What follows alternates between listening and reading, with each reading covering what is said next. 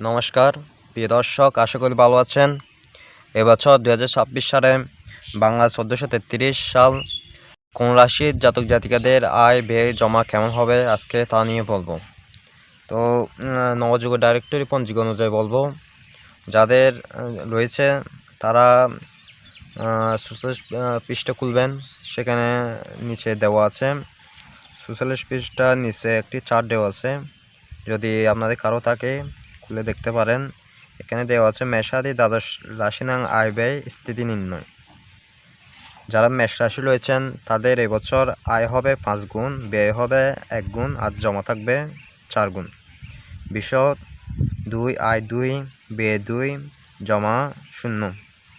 মিথুন আয় 8, আয় 8, ব্যয় 1, জমা 7 বা স্থিতি 7। আচ্ছা, তারপর কর্কট রাশির যারা রয়েছেন তাদের আয় 2, ব্যয় 1 এবং জমা বা স্থিতি 1। সিংহ রাশির যাদের রয়েছেন যারা রয়েছেন তাদের আয় 11, ব্যয় 0, আর জমা 11। আচ্ছা, কন্যা রাশির যারা রয়েছেন তাদের আয় 8, ব্যয় 1, জমা 7। তুলা রাশির যারা রয়েছেন তাদের আয় 2, ব্যয় 2 এবং জমা 0।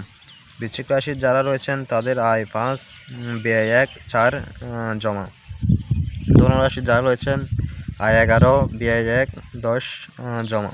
মকর রাশির যারা রয়েছেন তাদের আয় হবে 5, ব্যয় 2, 3, জমা। কুম্ভ রাশির যারা রয়েছেন তাদের আয় হবে 5, ব্যয় 2, জমা 3। মীন রাশির যারা রয়েছেন তাদের আয় 11, 1 ব্যয় 10, জমা। নমস্কার, ভালো থাকবেন, সুস্থ থাকবেন।